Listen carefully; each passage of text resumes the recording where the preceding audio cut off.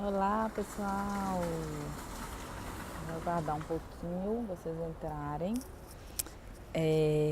Enquanto o pessoal não entra, eu vou explicar aqui para vocês. Infelizmente, eu não consegui estar na rádio hoje. Teve um problema com o meu voo ontem de Ribeirão Preto. Ele teve que voltar para Ribeirão por causa da chuva. E aí depois ele voltou para Campinas e aí a gente ficou em Campinas, os passageiros. Eu não consegui ir para Montes Claros ontem, porque eu estaria aí hoje cedo com vocês na rádio, né? Exatamente agora. Então, como eu não consegui ir para a rádio, a gente vai combinar uma outra oportunidade. Mas aí eu vou fazer a live daqui do aeroporto mesmo. Eu estou em Confins, estou aguardando meu voo para Montes Claros. Talvez eu só vou conseguir chegar em Montes Claros à noite. Aí eu tô aqui em Confins, achei um lugarzinho aqui pra conversar com vocês. Ei, Ana, Lu, tá entrando o pessoal. Eu deixei uma caixinha para vocês fazerem as perguntas, mas não deu tempo muita gente mandar. Eu tive uma pergunta aqui que eu não tô conseguindo acessar ela. Mas aí vocês podem ir mandando aqui, tá bom? O objetivo dessa live de hoje é falar sobre esse mês azul, né? Esse mês que é voltado para a conscientização do autismo. Por quê? Porque infelizmente a gente ainda tem, né, preconceito, tem pessoas que não entendem, que não sabem o que não respeitam por exemplo, a questão da fila de espera da prioridade, né? Então tem várias pessoas até que me mandam mensagem perguntando sobre isso, da prioridade. Hoje a gente tem o símbolo do autismo, né, que junto com a placa de gestante, de idoso, tem o símbolo do autismo porque ele tem prioridade. Mas o que acontece? Como a pessoa com autismo não tem características sindrômicas, as pessoas ao redor acham estranho. Por que a mãe está entrando com essa criança na fila se ele não tem nada? E aí geram alguns constrangimentos, né, alguns preconceitos. Já tive caso de paciente no supermercado que esbarrou sem querer no senhor e eles ficaram com raiva, enfim. Então a gente tem que ter esse olhar diferente. Por isso todas essas mobilizações agora no mês azul, né?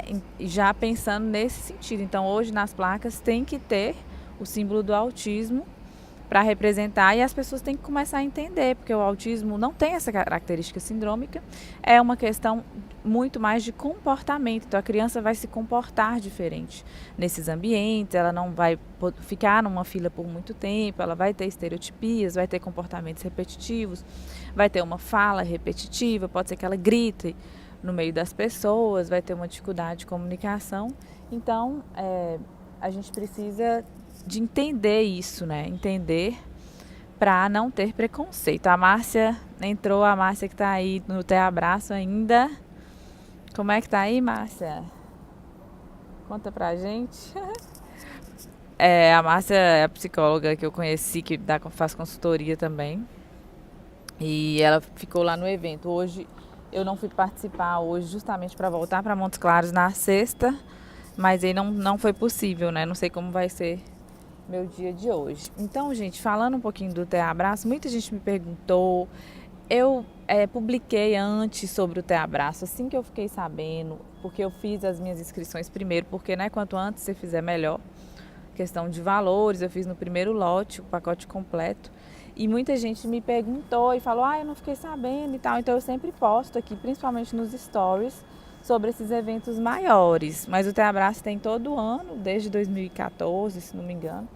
E é um evento, é o maior evento de autismo do Brasil, que junta palestrantes internacionais. Então foi uma experiência assim muito boa, principalmente por ter conhecido, né, tantas pessoas que trabalham na área, que falam a mesma linguagem. Eu participei dos cursos de alfabetização para crianças com autismo. Lembrei muito dos psicopedagogos, né, daí de Montes Claros, que eu trabalho em conjunto. E é interessante que todos aqui trabalham com a metodologia, com o ABA, né, com a ciência ABA.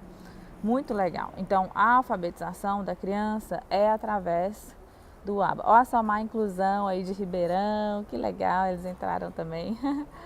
Somar inclusão, vão lá na estande deles, gente, muito legal. Comprei meus sabonetinhos lá, das pessoas com autismo.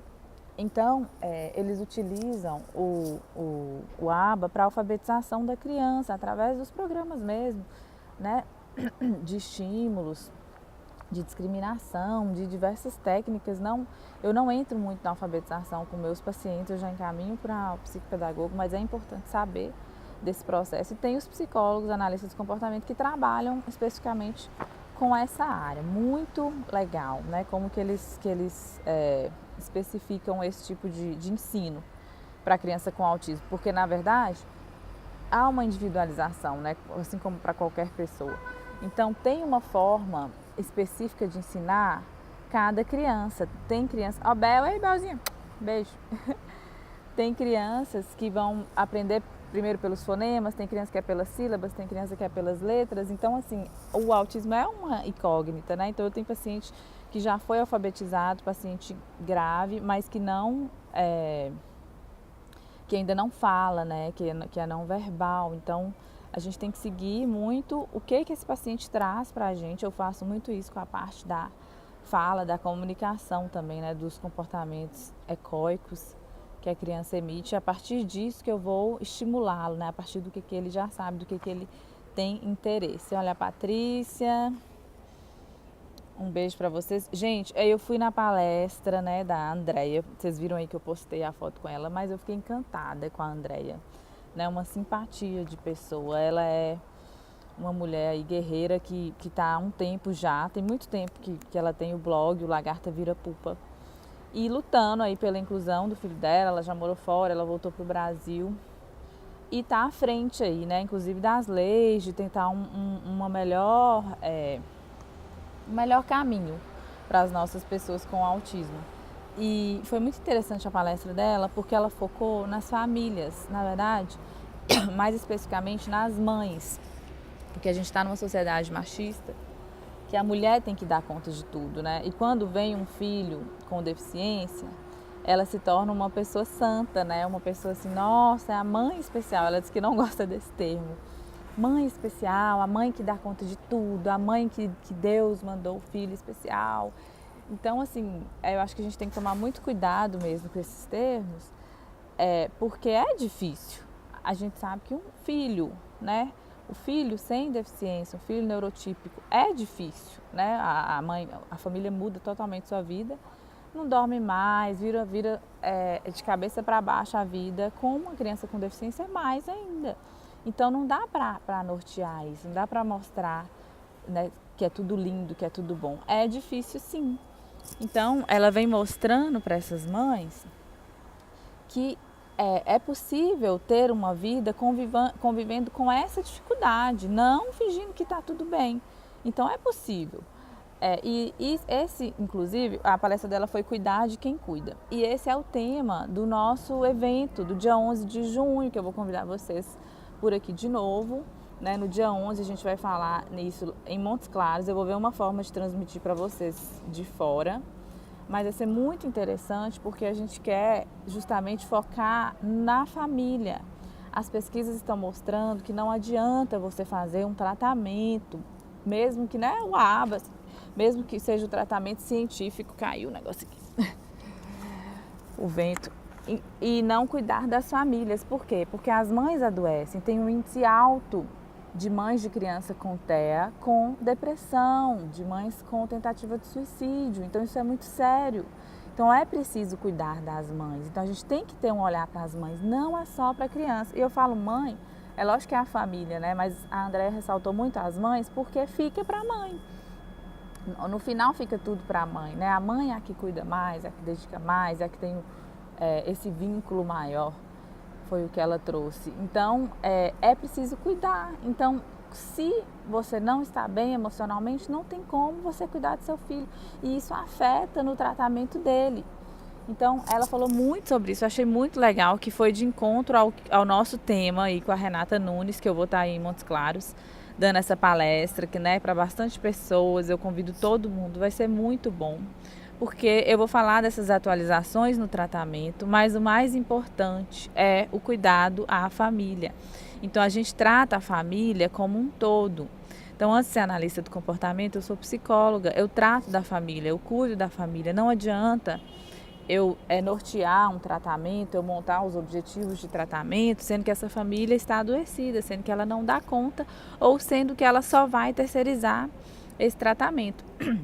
Às vezes ela apenas vai ter um estimulador que vai fazer o ABA, mas ela não vai participar desse processo. E aí, na verdade, não adianta, né? A família tem que participar do processo. Opa! A criança tem que participar. Peraí. Opa, aí deu certo. Desse processo. Vou dar oi aqui pro pessoal que tá entrando, a Carol, a Eveline, o Hamilton, a Playtable Kids, que eu visitei a stand, o pessoal tá apaixonado com essa mesa. Cadeirantes, Sueli, Alexandre, Yuri, Rebeca. Gente, pode ir mandando as dúvidas aqui. Algumas pessoas mandaram para mim, mas eu não estou conseguindo acessar as perguntas que vocês mandaram. Então, vocês podem mandar aqui, por gentileza, que a gente vai conversando, tá bom? Bom dia, Carol, Nessa. Então, finalizando essa parte da família, igual a Andrea falou, na verdade o setor público é responsável por isso. Então, né, por exemplo, no SUS teria que ter um tratamento e tem para o acompanhamento psicológico dessas mães, mas muitas vezes, né, não é da forma que deveria ser. Então, eu sugiro para os grupos, para os psicólogos de outras regiões do Brasil, montarem esse tipo de evento. Eu estou pensando em talvez fazer até um projeto para a gente levar isso para o Brasil todo, do cuidado à família do TEA. Não adianta cuidar só da criança, a gente precisa cuidar de todo mundo, gente. É a família. A aba não é 40 horas semanais, é 24 horas diárias. É desde a hora que a criança acorda até a hora que ela dorme. Então, os pais precisam estar bem emocionalmente para isso, senão eles não vão dar conta e a criança, consequentemente, não vai evoluir. Obrigada, Eveline. Muito além do autismo entrou, que legal. Elisada, um beijo. Minha sogra querida. A Carol tá perguntando. Meu filho anda todo o tempo na ponta dos pés e começou agora até ó. Ela me disse que não é sensorial e sim comportamental. Como posso ajudar? Então, Carol, é legal, né, que você já iniciou o tratamento com a TO. Acho que ela pode te ajudar sim, porque a TO trabalhando com a parte sensorial de forma geral vai ajudar. E aí você precisaria de um psicólogo comportamental também. Agora, o que você precisaria fazer? Ver qual é a frequência que o seu filho anda na ponta dos pés. Tem um momento específico, tem uma hora específica, por exemplo. Ele anda na ponta dos pés quando ele chega do colégio, que ele está muito agitado, ou quando ele está muito feliz, ou quando ele está triste, ou não, é praticamente o tempo todo. Então eu preciso que você monitore isso, né? A gente pede para os pais preencherem uma fichinha. Eu posso até te mandar essa ficha, você sempre me manda direct, para a gente entender quais são os momentos, porque se for comportamental mesmo, eu preciso entender qual é a função desse comportamento. Isso foi muito falado no nosso evento, né? Sobre manejo de comportamento. Então, a primeira coisa é identificar a função. Por que ele está andando na ponta dos pés? Então, será se toda vez que ele anda você chama a atenção e ele gostou disso e ele continua fazendo isso por isso? Será se é porque ele está muito alegre? Então, aí entra a parte sensorial no sentido também de sei lá, fazer massagens, ou talvez a gente pode substituir esse comportamento por um comportamento relevante também, por exemplo, sei lá, o pula-pula. Vou comprar um jump para quando ele estiver na ponta do pé, eu coloco ele no jump e no jump ele já vai pular com o pezinho normal, ele não consegue pular na ponta do pé. Tem algumas botinhas também, alguns sapatos específicos que as crianças usam. Então, você pode verificar esses fatores, utilizar alguns tipos de recursos. Tem os tapetinhos também que põem as crianças para andar, né, para elas sentirem essa textura. A gente trabalha muito junto com a parte sensorial na questão da ponta do pé e tem que ver se tem outras estereotipias paralelas, porque aí talvez, né, teria que entrar com a medicação. Não sei a idade do seu filho, não me lembro, Mas aí teria que ver isso. Então, primeiro, anote os momentos que ele mais tem esse tipo de comportamento, entendeu? É quando ele chega da escola, é de manhã, é mais na sala, é mais no tapete, é mais na cama. Então, anote quais são esses momentos, como que está as emoções dele nesse momento, para a partir daí a gente entender por que ele faz, para a gente poder atuar. Mas assim, muitas crianças com autismo andam nas pontas dos pés, a gente tem que ver a frequência, se isso está prejudicando muito. Porque se não tiver também não tem problema. Às vezes, se você desligar desse fator, pode ajudar a criança a diminuir isso também, que às vezes os pais ficam muito focados, estressados com isso, e isso também reforça o comportamento da criança. Então, até que ponto isso causa um prejuízo no seu filho, né? E até que ponto a gente vai precisar de entrar com a intervenção. Mas eu acho legal essa questão do pula-pula, ou utilizar tem umas tábuas que você tem que manter o equilíbrio, que tem que ficar em pé, talvez ele ache legal, e aí a gente vai reforçando esses tipos de comportamento. Gente, vou dar um oi aqui, todo mundo que está entrando. Obrigada, Valquíria, Duarte, o Romário, beijo pro Natan, Daniela, a Carol que está aí no Te Abraço também, que eu conheci agora.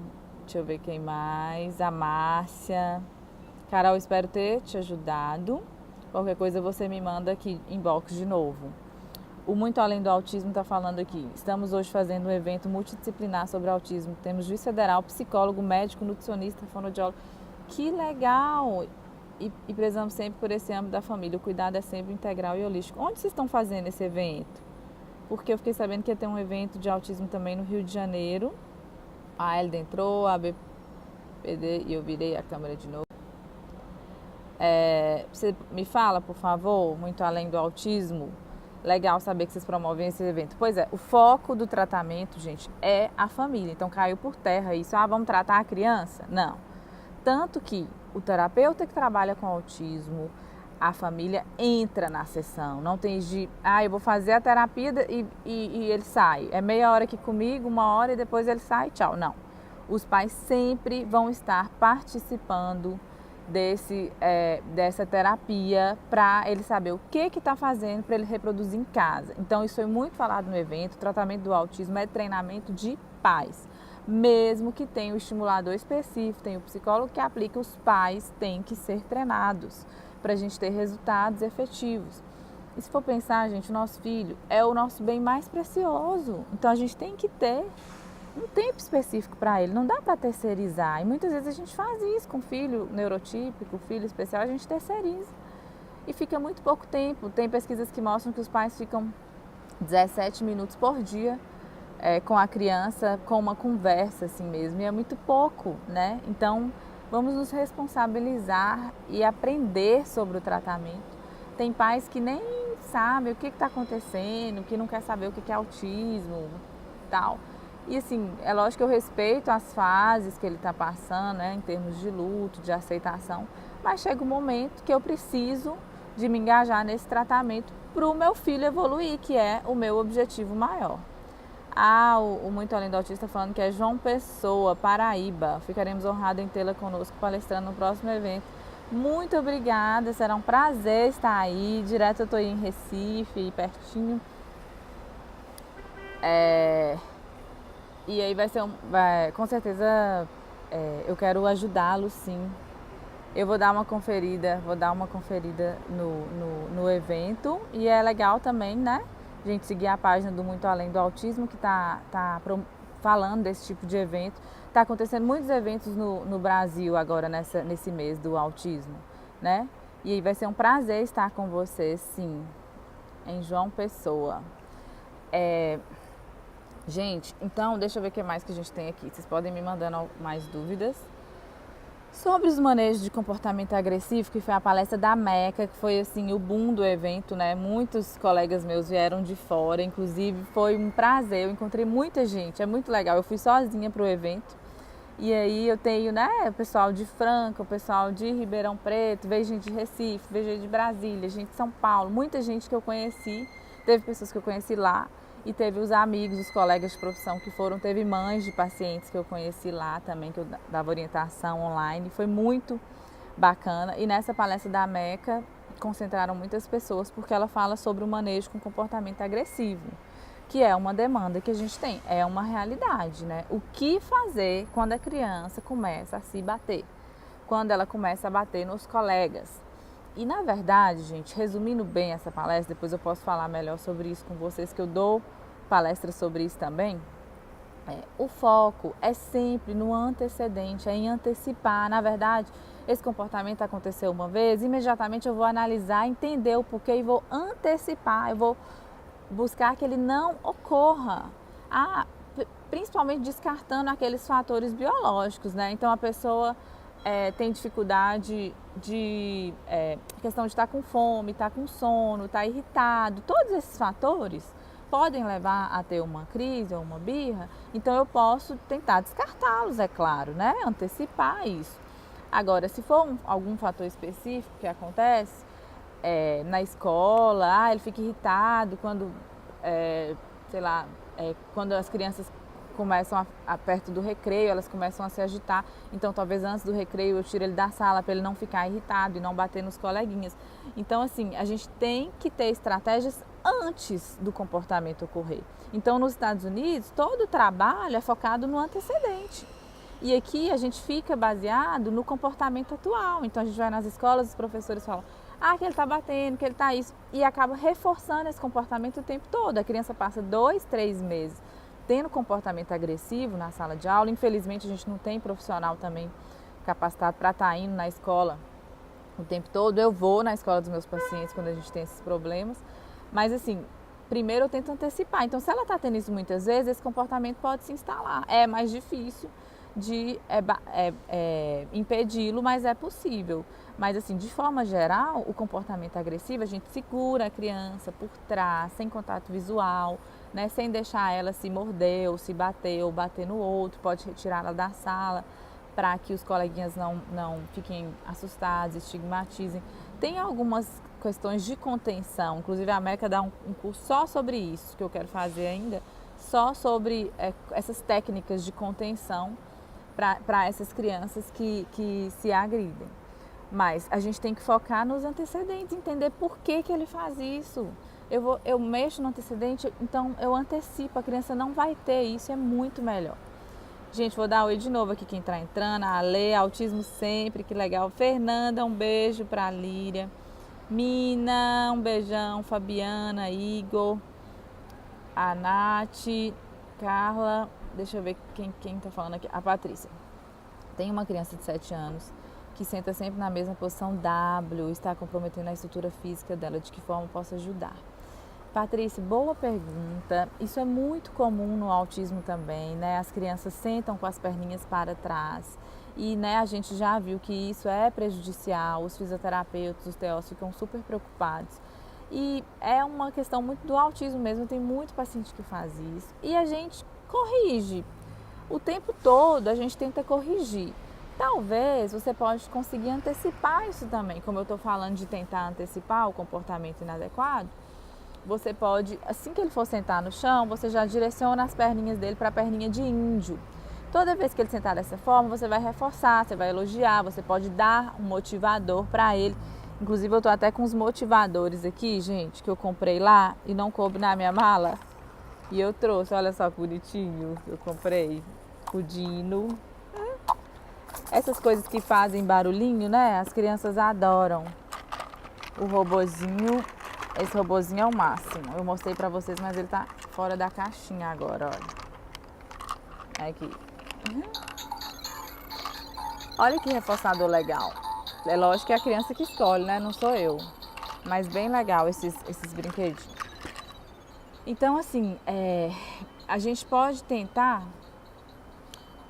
antecipar isso. Então ela vai sentar, eu corro lá, já sento ela de índio, eu me coloco como modelo, sento do lado dela de índio também. Gente, o trem não quer parar de tocar, não. Parou. Sento do lado dela também e mostro e reforço esse comportamento. Veja o que é motivador para essa criança e reforço. Vamos sentar direito agora? Sentou, que legal. A gente vai tentando fazer esse tipo de tentativa e tem que trabalhar na fisioterapia também para entender por que ela senta assim. Porque realmente pode dar um prejuízo na coluna, um prejuízo, né, enfim, nesse crescimento da criança. E aí eu vejo muitas crianças fazendo isso mas a maioria, os pais ficam corrigindo mesmo, eles corrigem o tempo todo para que ela não faça. Ui, tem um bicho aqui. Eu tenho medo dos bichos. Foi embora. Deixa eu ver se foi embora. Foi. As fobias, né, gente? Todo mundo tem seus medos. Tá ali ainda.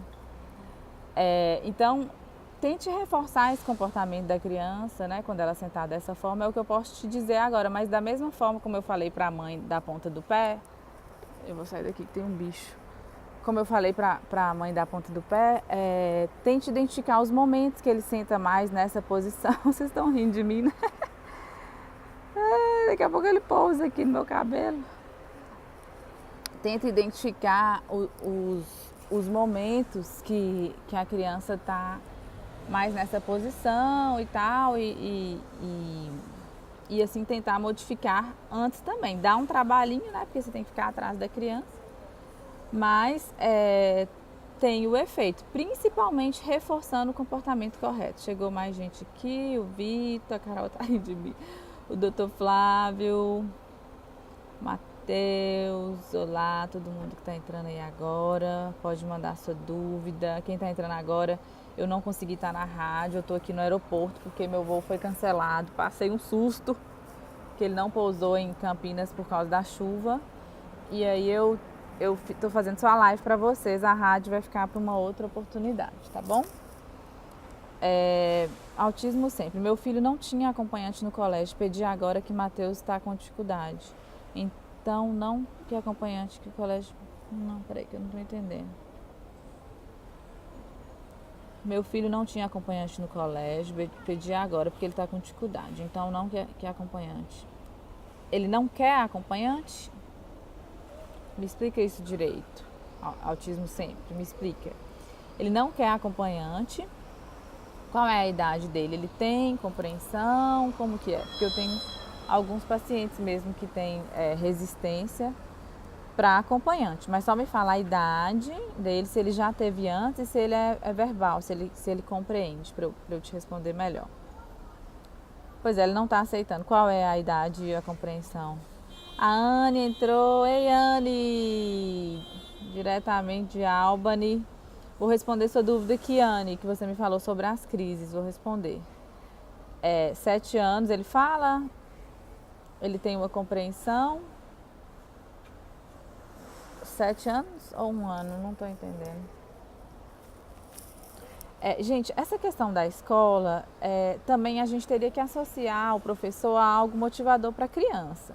E ela tem que entender que é uma pessoa legal que vai estar ali para ajudá-la. Então, ele compreende, né?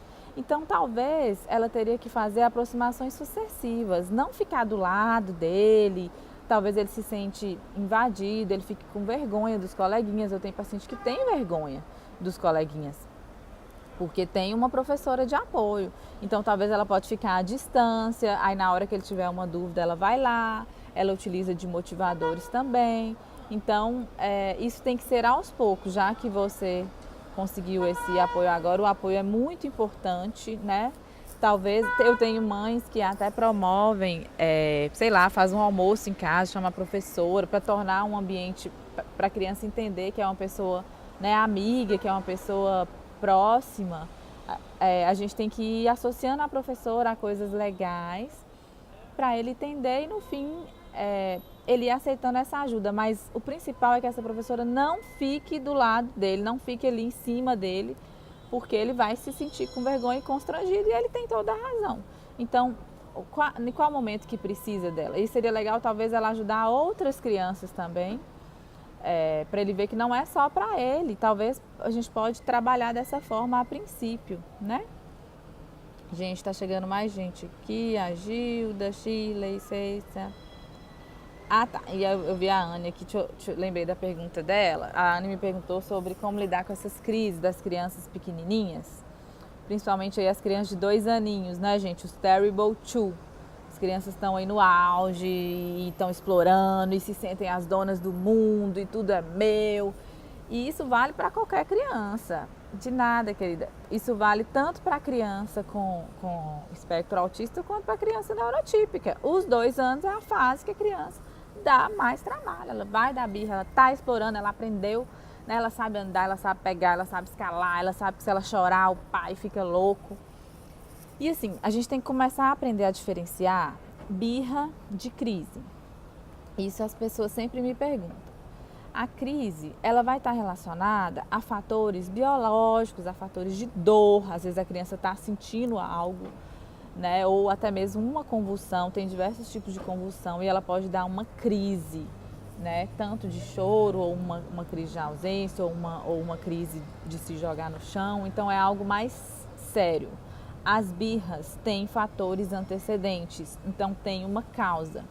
E na maioria das vezes a causa é a atenção. Então os pais dão muita atenção para isso, a criança percebe e esse comportamento tende a aumentar. Então, papais, isso vai para qualquer pai. Seu filho de 2 aninhos está começando a explorar, está pegando e tal. Ele tem que entender o não, mas não é para você falar não o tempo todo também. Então tem um momento que você vai falar para ele, não pode fazer isso. É dessa forma, porque a gente pede para evitar usar o não, mas de forma constante. Mas em horários específicos você pode falar que não pode. E seu filho precisa entender isso. É importante ele ser frustrado. Ele precisa ser frustrado para a vida dele. Ele tem que ser frustrado, né? Para ele ser um adulto com sucesso, porque a gente é frustrado o tempo todo. Imagina se eu não for frustrado na infância, quando eu for quando adulto, eu vou me desestruturar, eu vou entrar numa depressão. Isso causa vários problemas lá na frente. Tô aqui com a pulseirinha do autismo que eu ganhei. Então, é necessário esse tipo de frustração. Então, papais, a gente precisa de frustrar nossos filhos mesmo, de pôr limite, de dizer que não pode. E aí ele vai chorar, mas ele vai chorar muito e você tem que deixar ele chorar. Vai ter um momento que ele vai parar, isso é importante para o desenvolvimento dele. Então, tem alguns casos específicos, né, Anne mesmo, igual quando a criança já teve alguma convulsão, alguma coisa, é lógico que a gente tem que ficar de olho, porque quando ele tiver chorando muito ou alguma crise específica, eu não posso ignorar. Muitas vezes a mãe consegue identificar se é uma crise ou é uma birra, às vezes não, principalmente no autismo. Mas se tem um antecedente, por exemplo, eu falei não, que não pode brincar com isso agora, e ele começou a chorar, vou voltar para o meu lugar ali que o bicho acho que foi embora. Se eu falei não, ele começou a chorar, então isso mostra que é porque eu falei não. Isso mostra que ele está chorando justamente para ganhar sua atenção. Para você falar, oh, meu filho, não pode. Aí você vai explicar. E como diz uma palestrante lá, as crianças pequenininhas são lindas, são fofas, é bonitinha ela ficar com raiva, né? Agora imagina um adulto assim. Então essa idade é a hora de impor limites, é difícil mesmo. A criança vai chorar muito, ela vai dar birra, ela vai querer do jeito dela, ela vai querer jogar os brinquedos tudo no chão. E aí é a hora que os pais entram impondo os limites, ó, você jogou, você vai pegar, não pode isso. Gente, agora, isso foi falado no congresso por uma palestrante internacional que eu fiquei até com vergonha, que é a questão da agressão. Pelo amor de Deus, não existe agressão física para corrigir criança. Então ela falou isso de uma forma tão triste, que ela é brasileira, mora nos Estados Unidos, e ela falou, gente, no Brasil ainda existe isso, nos Estados Unidos não existe. Você bater numa criança para corrigir. Então, a gente tira motivadores, tira o tablet, deixa sem o celular, sem o que for, sem o brinquedo preferido, mas a gente não bate. Isso causa danos para a criança, isso causa medo, causa frustração. Ela aprende a bater, resolver as coisas batendo, igual o pai está fazendo, ela vai bater na escola. Então, por favor, a agressão não existe, além de ser, né, ilegal, levar a processo, porque isso causa danos psicológicos para a criança. É difícil não falar não o tempo todo, quando a criança está sempre querendo fazer o que não pode. Então, Ana, eu sei, mas é isso, os pais vão ter que se policiar, por isso que a gente tem treinamento de pais, né, gente? Ser pai é difícil demais. Quem disse que é fácil? A gente tem tem uma nuvem aí ao redor dessa maternidade, como se fosse algo maravilhoso, mas é difícil, ser pai é difícil demais, por isso que os pais têm que estar preparados e tem que saber o momento de ter um filho, porque você vai passar por muito perrengue, né, com a criança, ela vai chorar, chorar, vai ficar atrás de você. E o que acontece? Quanto mais não você fala, mais atenção você dá para a criança. Então você tem que ignorar, mas é difícil ignorar, porque é seu filho, né? É a pessoa que você mais ama no mundo.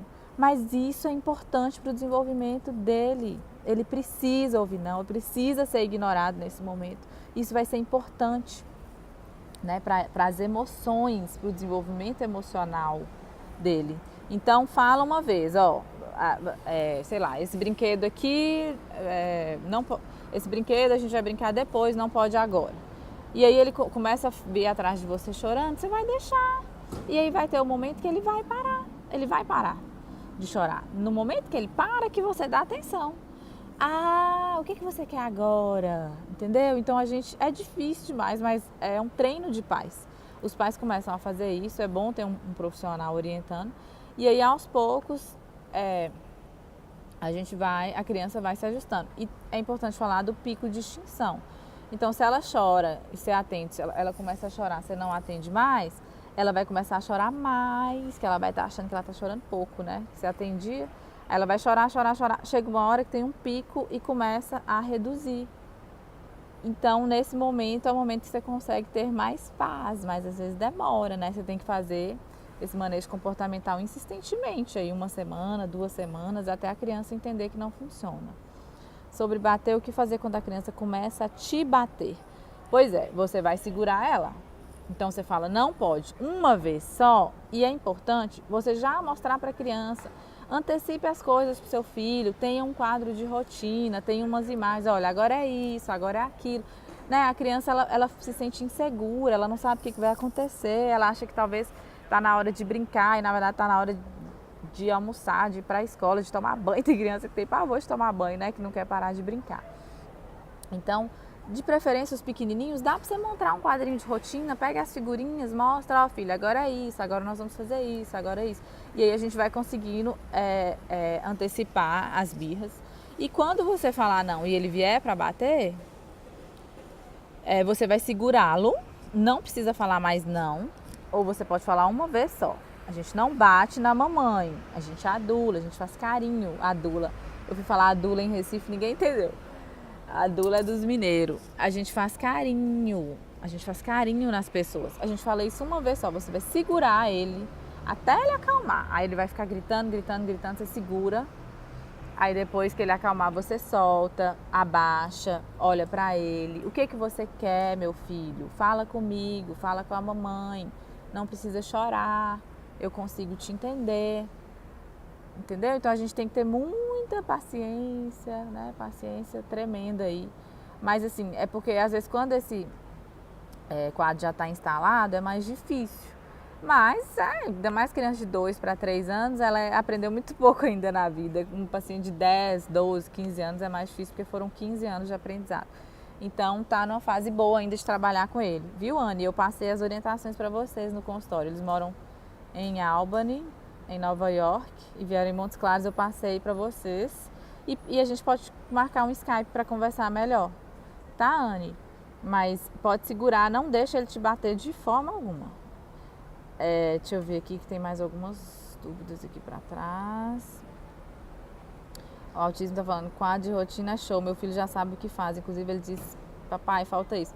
Muito legal o quadro de rotina, Ana, eu indico para você fazer um quadrinho de rotina para ele, talvez com as próprias fotinhas dele, para ele entender, porque ele ainda não lê, né? A gente faz com as imagens. De nada, querida. Saudade também, tô aqui pro que vocês precisarem, pro seu príncipe. Deixa eu ver aqui, peraí. Tem alguém que mandou mensagem aqui atrás. A Ceissa. Meu filho tem autismo, Emanuel Vitor tem 5 anos, vai completar 1 ano que foi descoberto. Você quer falar alguma coisa específica dele? Ceissa. Deixa eu ver. Ó, tá entrando o pessoal aqui agora.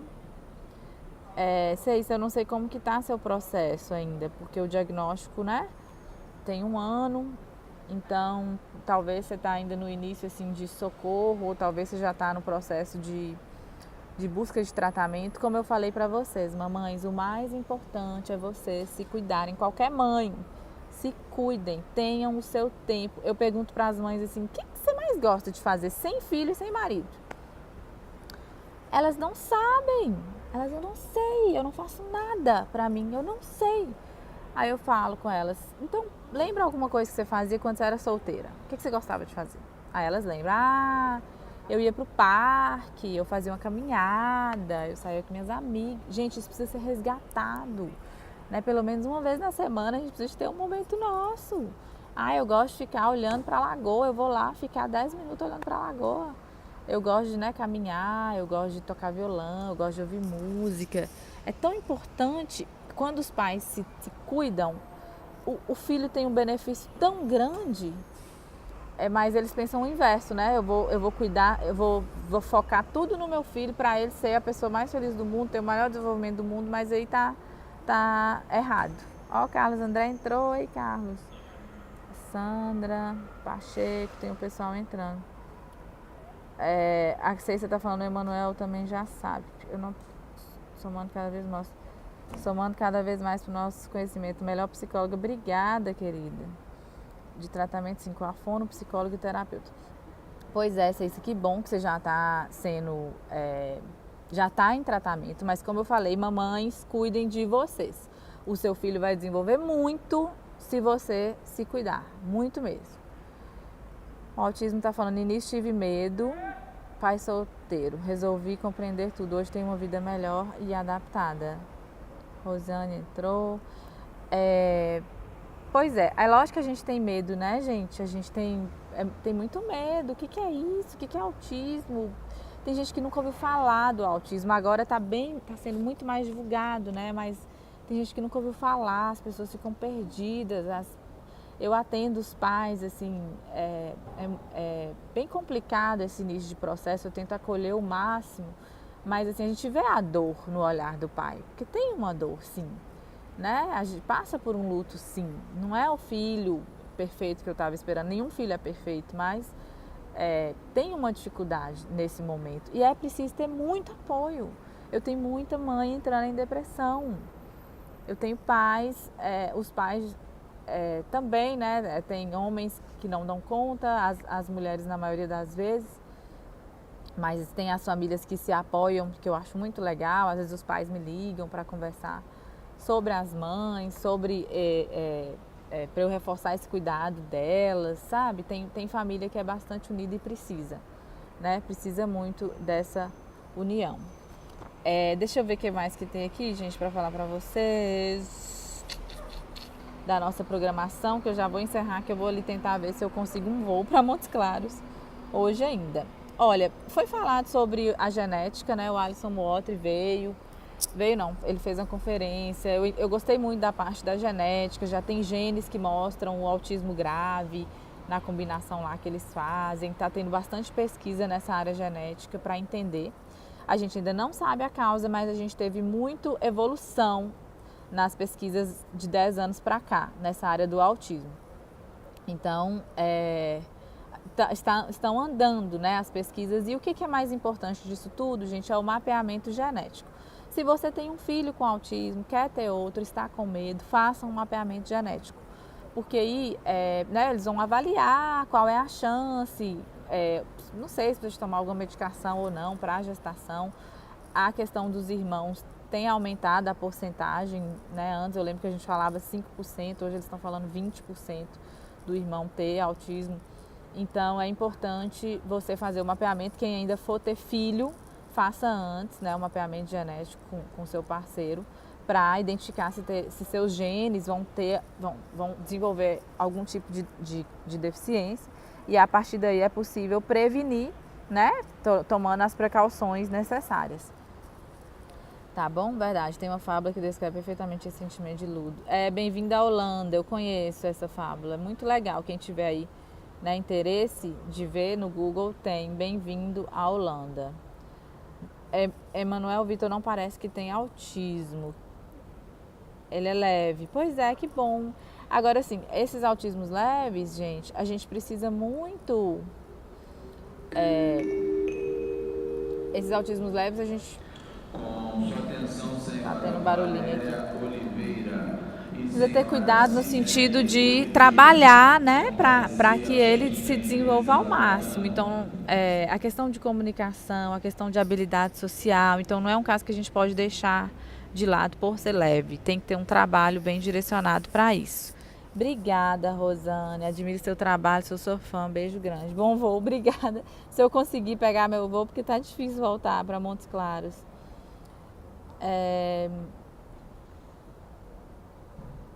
A Oliveira tá falando CGH. Pois é, dos exames, né?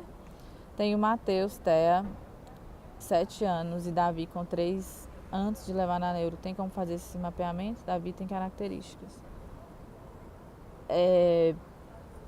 O seu filho, Matheus, tem Thea e o Davi não. Ó, que bom, Ceissa, que você gostou. Que bom, fico feliz, gente. E acompanhe a minha palestra de junho, que a gente vai falar mais sobre esse cuidado. Olha, autismo sempre. Qual que é seu nome? É o papai, né? Qual que é seu nome, papai? É importante você levar na neuro, sim, porque se você já percebe algumas características no seu filho de 3 anos, a gente sabe o que é mais falado hoje: intervenção precoce, intervenção precoce. Quanto mais cedo você descobrir, mais rápido o seu filho vai desenvolver, tá bom? Então leva na neuro, sim. Pode ser que ele não tenha nada, mas ele tem um atraso no desenvolvimento, vai trabalhar e não vai ter prejuízo nenhum. Gente, estimulação nunca é prejuízo para criança. Então, mesmo se ela não tem autismo, se ela for estimulada, ela não vai ter prejuízo. E assim, foi discutido muito, eu achei legal que o Dodô Gadia, né, que é referência em autismo, falou sobre a questão do espectro, de saída do espectro. Ele trouxe um termo que, assim, eu pessoalmente acredito na saída do espectro, e ele veio falando que tem um grupo de profissionais que fala que não sai e tem um grupo de profissionais que fala que sai. Então, se a criança tem uma intervenção precoce desde pequenininha, ela tem condição de sair do espectro, sim. Ele disse que tem, assim, 5% dos casos que ele atendeu que saiu.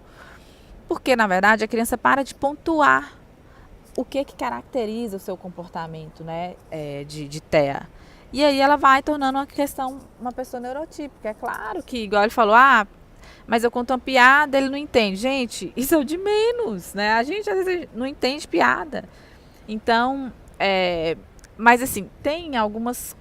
Essa questão genética influencia porque talvez eu tenha intervenção precoce com 2 crianças com autismo grave, vamos supor, mas uma consegue desenvolver melhor que a outra. Então tem esses fatores que a gente não tem controle, porque entra a questão das comorbidades.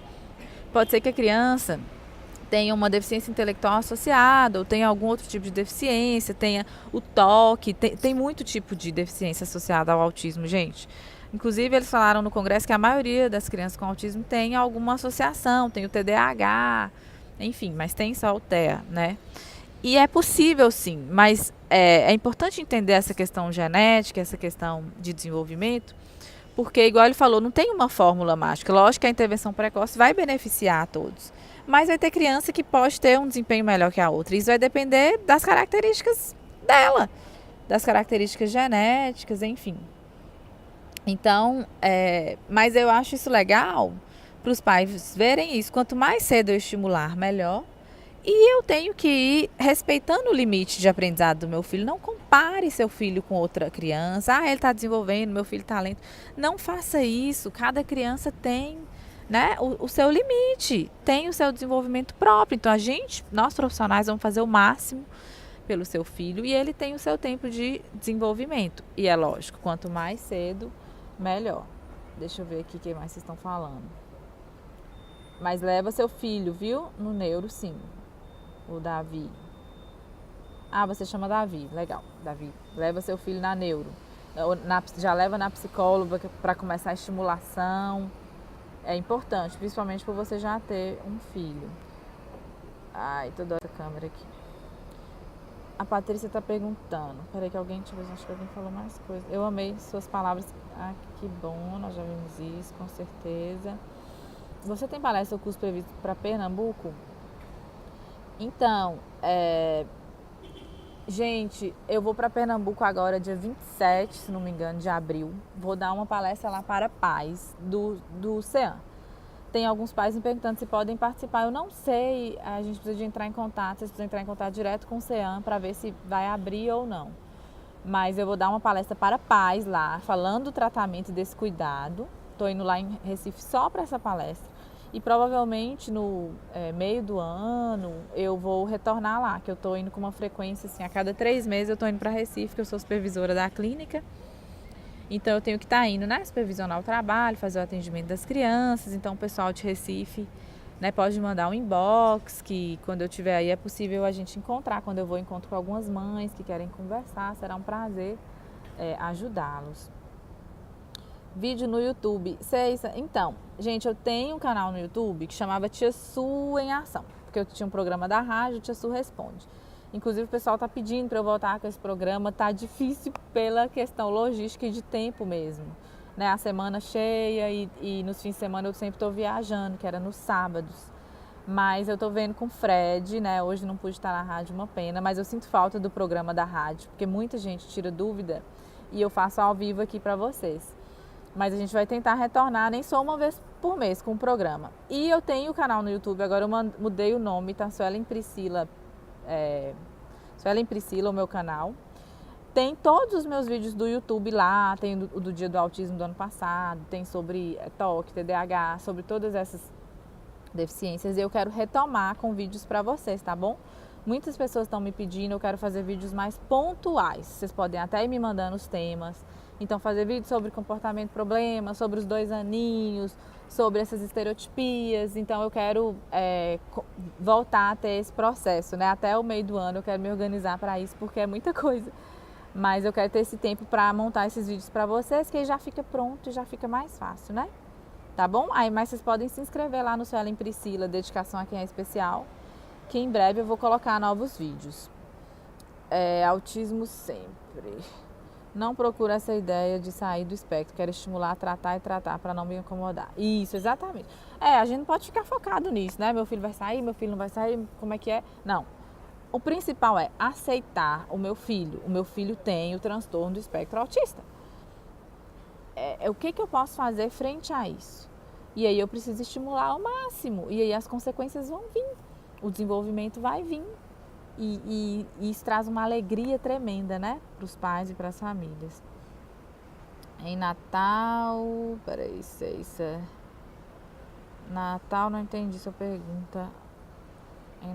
Ah, tá, que maravilha. É do YouTube.